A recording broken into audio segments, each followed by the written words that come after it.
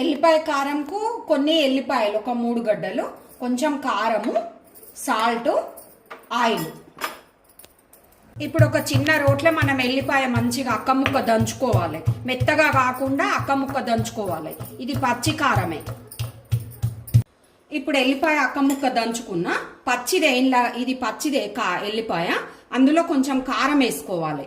ఎల్లిపాయకు సరిపడా వేసుకోవాలి, అంటే తక్కువనే పడుతుంది. ఎల్లిపాయ ఎక్కువ ఉండాలి, కారం తక్కువ ఉండాలి. అట్లనే సాల్ట్ కొంచెం టేస్ట్కు సరిపడా. ఆయిల్ కూడా పచ్చిదే వేసుకోవాలి. ఇప్పుడు మంచిగా కలపాలి దీన్ని.